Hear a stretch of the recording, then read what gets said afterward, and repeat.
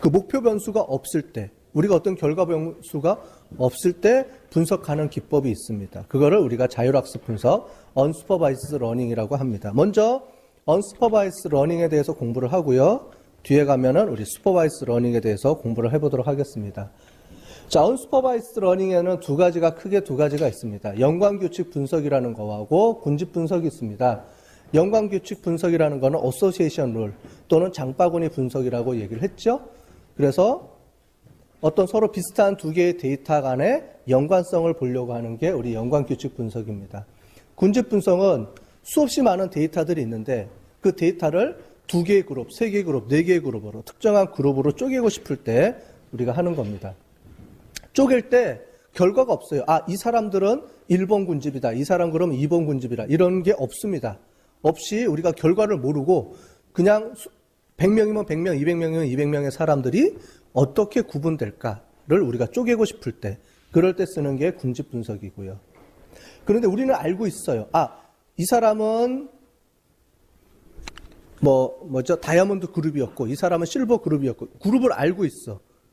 그럴 경우에는 슈퍼바이스 러닝으로 넘어갑니다. 그때 쓰는 게 의사결정 나무입니다. 즉, 다이아몬드 그룹과 실버 그룹, 골드 그룹을 구분하는 잣대가 뭐지? 기준이 뭐지?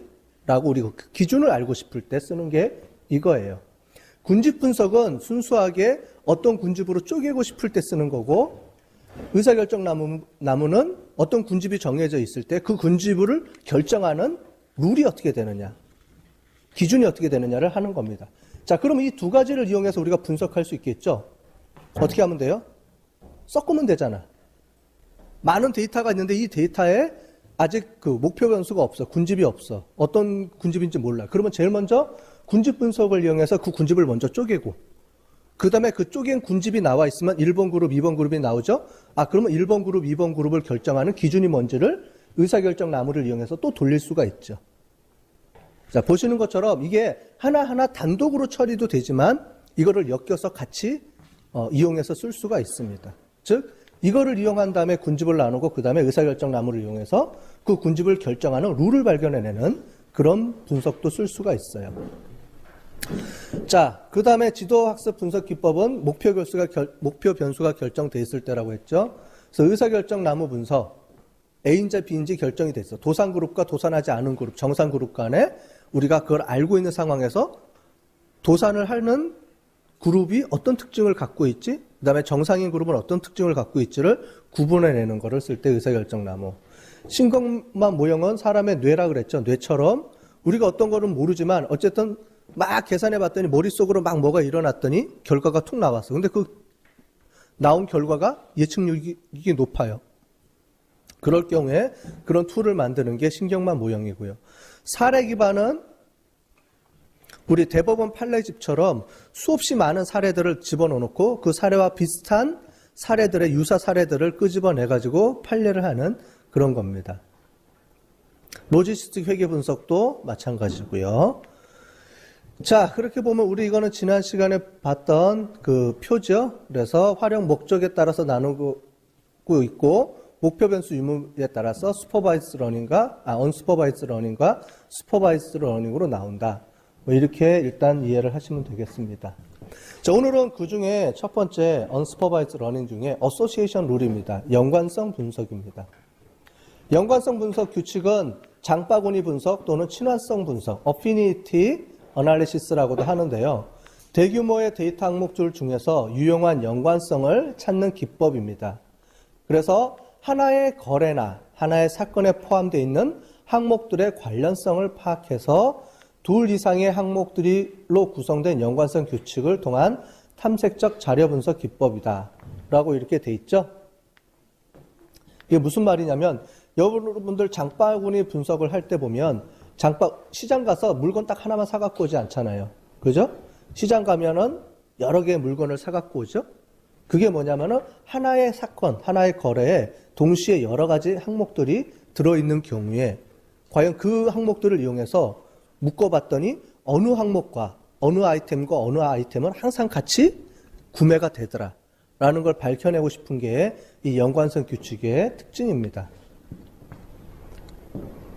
그래서 이런 식으로 우리가 정리가 되죠. 상품 A가 상품 C라고 하면은 상품 A가 구매된 경우에 상품 C도 구매가 된다라는 겁니다. 이거는 이걸 보도록 하겠습니다. 그래서 여기서 쓰이는 그 측정 도구들은 지지도, 신뢰도, 리프트, 향상도. 그래서 서포트 컨피던스 리프트라는 개념을 이용해서 우리가 이거를 만들어내게 됩니다. 왜냐하면 관련성이 있는데 얼마만큼 관련성이 있지? 그거를 지지도, 서포트랑 컨피던스, 그 다음에 신뢰도, 그 다음에 리프트, 향상도라는 개념을 이용을 해서 우리가 만들어 나가게 될 겁니다. 자, 연관성 규칙은 이 집합을 이용해서 만들어주는 겁니다. 그래서 어떤 아이템 집합의 존재가 다른 아이템 집합의 존재를 암시하는 것을 의미하고 이렇게 표시가 됩니다. 기호로서. 그래서 A라는 셋을 구매를 하면 B도 구매가 일어난다. 라는 거를 이런 화살표 모양으로 이용을 해서 하게 되고요. 나중에 룰을 만들 때는 if 이런 식으로 룰을 만들 수도 있고요. 그래서 특정 제품이나 사건들이 동시에 발생하는 패턴을 파악하는 데 유용한데 중요한 거는 조심해야 될 거는 이게 원인과 결과의 인과관계가 아니라는 겁니다. 우리가 통계학에서 보면은 얘가 원인이 돼서 얘가 결과로 나온다라는 거를 우리가 리그레션, 회귀 분석이라는 개념을 이용해서 했는데 얘는 원인과 결과가 아니고 항상 두 개가 같이 쌍으로 이루어진다라는 거예요. 네. 그러니까 원인과 결과를 찾으려고 하면 안 된다는 겁니다. A가 원인이고 B가 결과가 아니고요. A와 B는 원인과 결과에 의해서가 아니고 항상 같이 어떤 사건이 일어날 때 같이 뭔가가 동행이 된다라는 것을 보여주는 겁니다. 보통 우리가 이것을 이용해서 쓸 때는 교차 판매라든가 번들링, 그죠? 같이 묶어서 판매하는 거니까 이럴 때 쓰이게 되는 겁니다. 또는 상품 진열할 때도 같이 자주 구매하는 것들을 근접거리에다 두는 게 필요하겠죠. 그 다음에 우편물, 그 다음에 보험 부정행위 적발에서도 A가 B가 같이 일어나면은 이거를 사기로 볼 수 있다 없다 뭐 이런 것도 있고요. 카탈로그 디자인할 때도 같은 것끼리 같이 묶어서 디자인할 수도 있겠죠. 뭐 다양한 분야에서 적용할 수가 있습니다. 자, 이 연관성 규칙이 나오면은 어떤 룰이 만들어지는데 이 룰이 세 가지 크게 패턴이 있습니다. 그래서 첫 번째는 useful result. 이게 보면은 마케팅 전략상 유효한 결과가 나온 경우가 있습니다. 그래서 해석할 때 이렇게 해석할 수가 있죠. 지난번에 항상 얘기하는 게 기저귀와 맥주와의 관계, 그 이유를 설명해서 이게 유용한 마케팅 전략이 나올 수가 있죠. 또는 트라이벌 리절트라고 그래서 이미 기존의 마케팅 캠페인에 의해서 결과가 도출된 경우도 있어요. 그러니까 나중에 결과가 나오면 이게 새로운 결과인지 아니면 우리가 기존에 했던 마케팅의 결과인지 이런 것들을 우리가 볼 수가 있겠죠. 그죠? 그래서 예를 들자면 정비 계약을 맺은 소비자들은 많은 설비를 구매한다. 이건 당연한 얘기죠. 이미 계약이 그렇게 돼 있기 때문에. 그래서 이런 것들은 큰 의미 있는 결과는 아니다라는 거죠. 관련성은 높게 나오지만.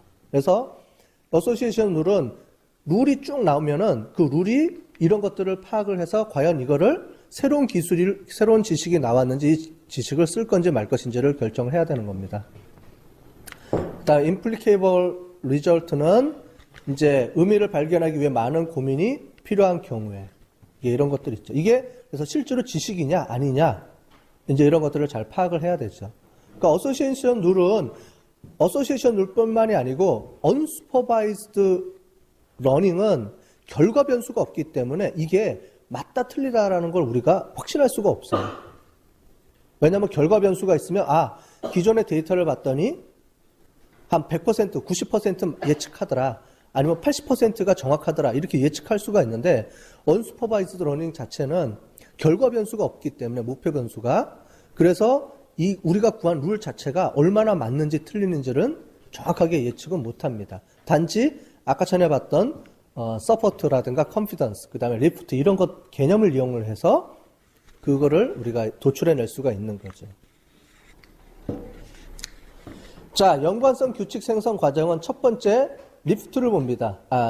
서포트를 봅니다. 그래서 서포트라는 거는 빈발 항목 집합대 중에서 후보 집합을 결정하는 건데 대표적으로 어프라이어리 알고리즘이라는 기법을 이용해서 쓰게 됩니다. 어려운 용어들이 막 나오죠. 뒤에 가서 예를 들어서 보면은 쉽게 설명이 될 거예요. 뒤로 가서 넘어가도록 보도록 하겠습니다. 지지도가 있고요. 그 다음에 신뢰도가 있습니다. 그 다음에 향상도. 향상도는 리프트는 1 이상이 돼야 됩니다. 이거는 뭔지 나중에 뒤에 가서 한번 살펴보도록 할게요. 먼저 첫 번째, 우리가 지지도를 해야 되는데 지지도는 어프라이어리 알고리즘이라는 것에 이용해서 우리가 하게 됩니다. 뭐냐면 지지도라는 거는 어떤 항목들이 가장 빈번하게 발발하지? 라는 빈발 항목 집합을 결정하는 도구입니다. 빈발 항목이라는 거는 뭐 보는 것처럼 frequent item set이라는 겁니다. 뭐냐면 장바구니에 여러 가지 항목들이 우리 회사에 한 100개 항목을 팔아요. 그럼 그 100개 항목들 중에 어떤 항목들끼리 연결돼 있지? 2개, 3개, 4개 그룹을 찾아내는 게 바로 어프라이어리 알고리즘이라는 기법을 이용해서 찾아내게 됩니다. 그때 이용이 되는 게 지지도라는 걸 이용을 하게 되고요. 가장 빈번한 게 이제 어프라이어리 알고리즘이라는 거를 써서 우리가 하게 됩니다. 자, 그래서 제일 먼저 하나의 항목을 이용해서 집합을 생성하고요. 즉, 우리가 하나씩 구매할 때 어떤 항목들이 가장 많이 판매가 되느냐. 그런데 그 항목 중에 기준을 정해서 그 커트라인을 통과하는 항목들만 뽑아내고요. 첫 번째는 단일 항목, 두 번째는 2개 항목, 세 번째는 3개 항목들을 계속 묶어 나가면서 어떤 항목들, 이 기준이 만족하지 않을 때까지 계속 우리가 구분을 하게 되는 거예요. 그래서 이런 식의 데이터베이스로 쭉 오게 되죠. 자, 그래서 예를 들어 보겠습니다. 자, 데이터베이스 D가 있습니다. 그래서 보면은 ID라는 거는 사람입니다. 그러니까 구매, 트랜잭션입니다. 그래서 101번이 ACD를 구매를 했어요. 그 다음에 BCE를 구매를 하고요. 그 다음에 ABCE를 구매를 하고 BE를 구매를 했습니다. 자, 이런 이제 데이터가 있어요. 이제 장바구니에 소주, 맥주 뭐 이렇게 구매를 했겠죠. 그죠? 그렇게 해서 3개, 4개, 4개, 2개 이렇게 구매를 했습니다. 이러한 상황에서 뭘 먼저 발견을 해야 되느냐. 첫 번째, 그러면 A는 몇 번 구매가 됐지? B는 몇 번 구매가 됐지? 해서 쭉 나오게 됩니다. 그래서 이 서포트, SUP라는 건 서포트인데, 서포트는 지지율이라고 하는데, 이 지지율은 일정 정도 기준을 우리가 두게 됩니다. 그 기준은 이제 하는 사람이 결정하는 거예요. 하는 사람이. 보통 뭐 60%로 하겠다, 70%로 하겠다, 아니면 뭐 50%로 하겠다. 뭐 이렇게 그건 정하면 되겠죠. 여기서는 2개라고 일단 가정을 해봅시다. 2개라고 했을 때 A는 2건, B는 3건, 3건, 1건, 4건이죠. 자, 쭉 봤을 때 D는 1건으로 나오죠. 그러니까 2건 이상이 안 됐기 때문에 얘는 뺍니다. 그러면 A, B, C, E가 나오게 되죠. 얘가 후보군이 되는 거예요. 자, 그러면 A, B, C, E를 가지고 다시 그룹을 묶입니다. 어떻게? A, B, A, C, A, E. 그 다음에 B, C, B, E, C, E. 이렇게 그룹을 묶습니다. 이렇게 묶어서 A, B, A, C, A가 몇 개쯤 되는지를 쭉 봤더니 A, B는 1건, A, C는 2건. 서포트가 이렇게, 서포트 값들이 나오죠? 우리 아까 전에 기준은 2개 이상이라고 그랬습니다. 그럼 여기서 보면은 A, B, A, E가 또 빠지게 되죠. 자, 그러면 AC, BC, BE, C를 이용을 해가지고 다시 또 이거를 3개 그룹으로 또 묶습니다. 묶는데 보시면 BCE가 하나만 나오게 되는 거예요. 왜 그러냐? ABC가 나올 텐데 여기 보시면 ABC가 있기 때문에 ABC 같은 경우는 AB가 한 건이었죠? 얘는 의미가 없는 거죠. 이미 전에 AB는 빠졌기 때문에 ABC 자체는 의미가 없게 되는 겁니다. 즉 AB하고 AE 자체가 의미가 없는 거죠. 그렇게 봤을 때 ABC, ABE, ACE, BCE 네 가지의 세 가지 카테고리 그룹이 나오는데 그 중에서 AC와 AE가 들어가 있는 걸 다 빼면 실제로는 BCE 하나만 남게 되는 거죠. 이런 식으로 그래서 ABCE가 그러면 이걸 이용해서 서포트 컨피던스 리프트 값을 계산하고 요거일 때 서포트 또 계산하고 이거일 때 그래서 총 하나 둘 셋 넷 다섯 여섯 일곱 여덟 9개를 가지고 우리가 서포트와 컨피던스와 리프트를 구해가지고 과연 이 중에 가장 뭐가 높은지를 우리가 검사하게 되는 겁니다. 쭉 돼 있죠? 설명해서 넘어가고. 그래서 예를 한번 들어볼게요. 실제 예를 가지고 한번 보겠습니다. 자, 우리 슈퍼마켓에서 이렇게 데이터를 구매를 했습니다. 자, 1번 고객은 처음에 왔을 때 소주, 콜라, 맥주를 구매했어요. 자, 2번 고객이 왔더니 소주, 콜라, 와인을 구매했어요. 3번은 소주하고 주스를 구매했습니다. 이게 장바구니에 이제 같이 담긴 거겠죠? 그래서 3개, 3개, 2개, 뭐 2개, 4개, 2개 이렇게 쭉 담았습니다. 한 고객이 2번 구매할 수도 있죠? 그래서 고객 아이디는 여러 명이 될 수가 있죠. 그죠? 여러분들 뭐 장 가서 한 번만 가면은 2번 다시 안 가지 않죠? 계속 방문하죠? 근데 이거는 그거랑 상관없이 장바구니 단위로 분석을 하는 거기 때문에 고객 아이디랑은 큰 의미는 없습니다. 자, 이렇게 해서 쭉 됐을 때 이거를 먼저 코커런스 오브 프로덕트라는 거를 이용해서 먼저 분석을 하게 됩니다. 이게 아까 전에 봤던 이 방법을 어프라이어리 알고리즘을 손쉽게 할 수 있는 방법이 되겠죠. 그래서 소주하고 소주가 오다라는 건 뭐냐면 소주는 5개, 총 5번이 구매됐고 소주하고 콜라는 총 3번이 구매됐고 소주하고 맥주도 2번이 구매됐고 뭐 이걸 얘기한 겁니다. 요 대각선은 1 아이템, 여기 있는 거는 2 아이템, 3 아이템, 4 아이템으로 넘어가야 되죠. 왜냐하면 하나, 둘, 셋, 넷, 5개가 있기 때문에, 그죠? 이거를 쭉 해야 되기 때문에 간단하게 먼저 이거를 이용해서 엑셀로 정리해서 쓸 수가 있습니다. 먼저. 자, 그래서 보시면 소주와 콜라와 소주 콜라, 맥주 콜라가 다른 컨비네이션보다 많이 발생한다. 그 다음에 주스는 와인과 별로 구매되지 않는다라는 연관성 규칙을 발견을 하고 맥주를 구매한 사람은 모두 콜라도 구매한다. 뭐 이런 식으로 해서 연관성 규칙을 나타내는 건데 이런 규칙들이 과연 그러면 수치적으로 어떤 의미가 있느냐? 딱 눈으로만 봐서 이걸 해결할 게 아니죠. 그죠? 그럼 몇 개 이상이면 많은 거고 몇 개 이하면 적은 거냐? 그죠? 이렇게 이거를 수치적으로 우리가 이거를 확신할 수 있도록 통계적인 기법에 의해서 뭔가 의사결정할 수 있도록 만들어줘야 되죠. 눈으로만, 눈대중으로만 보면 안 되고요. 그래서 지지도라는 걸 먼저 하게 됩니다. 지지도는 하나의 아이템이 동시에 구매할 수 있는 것을 보게 되는 겁니다. 자, 지지도라는 거는 이제 통계적 유의성을 검증하기 위한 첫 번째 단계에서 쓰는 방법인데 전체 거래 항목 중에서 그 항목이 포함하는 거래의 비율을 나타냅니다. 우리가 아까 전에 여기서 봤죠? 여기서 전체 구매 중에 여기는 서포트만 나왔는데 이게 전체 구매를 포함하게 되면 퍼센테이지가 나오게 되죠. 그죠?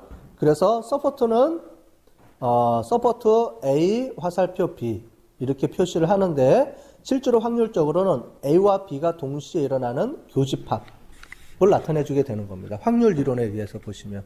그래서 여기 보면 나오죠. 전체 거래 A와 B를 포함한 전체 거래 개수 중에서 A와 B가 동시에 포함하는 확률적 개수를 우리가 서포트라고 합니다.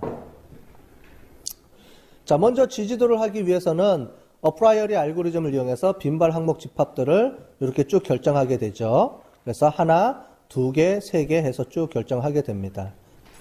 그래서 데이터베이스 셋에 아까 전에 본 거를 다시 정리를 다시 해놓은 겁니다. 이렇게 우리가 원래 어프라이어리 알고리즘 형식으로 정리를 해놓습니다. 데이터베이스에는 이렇게 저장이 되겠죠? 이렇게 저장이 된 거를 좀 정리를 해본 겁니다. 다시. 자, 그랬을 때 최소 지지도 기준은 얼마라고 나왔어요? 0.35라고 우리가 준 겁니다. 나는 더 높게 주고 싶어요. 상관없어요. 나는 0.5, 0.7 상관없습니다. 근데 우리는 일단 기준을 0.35라고 일단 주겠습니다. 그랬을 때 1번 고객은 소주, 콜라, 맥주를 이렇게 구매를 한 걸로 나오겠죠? 아까 전에 그 데이터베이스에 있는 내용을 어프라이어리 알고리즘을 이용해서 정리를 하면 이렇게 나오겠죠.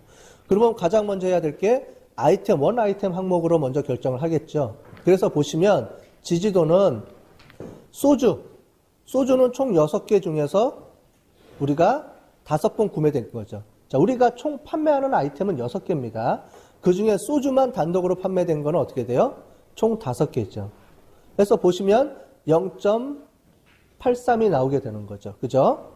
자, 소주, 콜라, 맥주, 주스, 와인 중에서 뭐 하나가 좀 빠졌네. 6개 중에서 우리가 5개. 아니죠. 그러니까 여기 보면은 구매가 하나, 둘, 셋, 넷, 5개, 6개. 총 6개 구매 중에서 우리가 5번 구매가 이루어졌다라는 거죠. 그죠? 그렇기 때문에 0.83. 자, 콜라도 어떻게 돼요? 총 구매 건수입니다. 총 구매 6번 건수 중에 총 4건이 콜라를 구매를 했다. 그러니까 0.67. 여기는 3건이니까 0.5 해서 쭉 봤는데 주스하고 와인은 총 6건 중에 2건씩만 됐기 때문에 0.33이죠. 우리가 아까 전에 서포트의 기준을 우리가 0.35로 봤죠. 그러면 얘 2개가 어떻게 돼요? 제거가 되죠. 제거가 됐으니까 그 다음엔 어떻게 돼요? 2개 항목 집합군을 이용을 해서 또 나누게 되는 거죠. 소주, 콜라, 소주, 맥주, 콜라, 맥주에서 총 3건을 컨비네이션이 이루어지겠죠? 그래서 소주, 콜라를 봤더니 총 6개 중에 소주와 콜라를 동시에 구매한 고객이 3건. 전체 구매 건수 중에. 그래서 0.5. 소주하고 맥주를 동시에 구매한 거는 2건뿐이 안 됩니다. 콜라, 맥주도 봤더니 3건. 그래서 소주, 맥주는 의미가 없는 컨비네이션이다. 집합군이다. 즉 소주하고 콜라가 그렇게 많이 발생하는 건 아니다. 라고 보고 소주, 콜라하고 콜라, 맥주를 이용을 하게 됩니다. 자, 그 다음에 소주, 콜라, 맥주를 동시에 넣게 되면 0.33이 나오게 되죠. 그죠? 얘는 6분의 2니까 의미가 없기 때문에 빼주면 되는 거죠. 아니면 우리가 아까 전에 어프라이어 알고리즘 기준에 의하면 소주, 콜라, 맥주에서 소주, 맥주가 들어가 있죠? 그러니까 소주, 맥주가 들어가 있으면 당연히 서포트 기준이 안 된다고 우리가 알려져 있잖아요. 그죠? 계산을 해봐도 역시 마찬가지로 안 되고. 그죠? 그러니까 이 2가지를 가지고 총 그래서 하나, 둘, 셋, 넷, 5가지를 가지고 우리가 구매를 하게 되는 건데 첫 번째 항목은 의미가 없죠. 단일 항목이니까. 우리가 연관성을 볼 때면 2개 이상을 가지고 우리가 연관성을 봐야 되니까 2개 이상으로 우리가 만들어지게 되는 겁니다.